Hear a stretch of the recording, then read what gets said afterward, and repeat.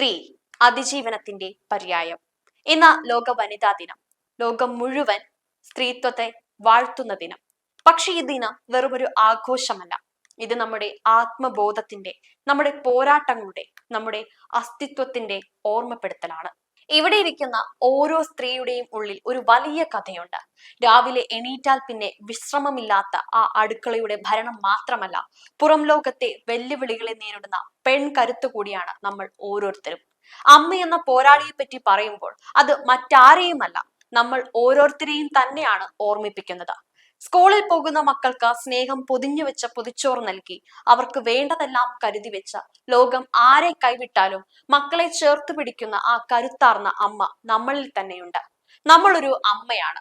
കുസൃതികൾ കാണിക്കുന്ന മക്കളെ വഴക്കു പറയുകയും അടുത്ത നിമിഷം അവരെ നെഞ്ചിലെ വിതുമ്പലിൽ ഉരുകിത്തീരുകയും ചെയ്യുന്ന സ്നേഹത്തിന്റെ നിറകുടം. 10 മാസം നൊന്ത് പെറ്റ ആ ബന്ധത്തിൽ നമ്മൾ അവരുടെ ലോകമായി മാറുന്നു. അതെ, പ്രപഞ്ചത്തിന്റെ ഏറ്റവും വലിയ പോരാളിയാണ് ഓരോ അമ്മയും. എന്നാൽ സ്ത്രീത്വം അത്രയുമാണോ? അല്ല, അതിനപ്പുറമാണ്. നമ്മൾ സഹോദരിയാണ്, ഒപ്പം ചേർന്ന് നിന്ന് തമാശകൾ പറയുന്നവൾ. നമ്മൾ കൂട്ടുകാരിയാണ്, സങ്കടം വരുമ്പോൾ തോളിൽ കൈവച്ച ഞാൻ കൂടെയുണ്ട് എന്ന് ഉറപ്പ് പറയുന്നവൾ. നമ്മൾ കാമുകിയാണ്, ജീവിതത്തിന്റെ കാഠിന്യങ്ങളിൽ പ്രണയത്തിന്റെ കുളിർമ നൽകുന്നവൾ. ഇത്രയധികം ഭാവങ്ങൾ, ഇത്രയധികം ഉത്തരവാദിത്തങ്ങൾ ഒരേ സമയം ചുമലിലേറ്റാൻ നമുക്കല്ലാതെ മറ്റാർക്കാണ് കഴിയുക?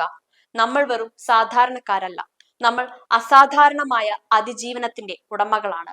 ഒരു സ്ത്രീ കരയുന്നത് ബലഹീനത കൊണ്ടല്ല, ഒരുപാട് സഹിച്ചു പോയതിന്റെ അടയാളമാണ്. ആ കണ്ണീരിനെ തിരിച്ചറിയാനും ആ കരുത്തിനെ മാനിക്കാനും ഈ ലോകം പഠിക്കണം. നിങ്ങളോട് പറയാനുള്ളത്, സ്വന്തം സ്വപ്നങ്ങളെ മുളയിലെ നുള്ളിക്കളയരുത്. നമുക്ക് ചിറകുകളുണ്ട്, അത് വിരിച്ചാൽ ഈ ആകാശം പോലും നമുക്ക് ചെറുതാണ്.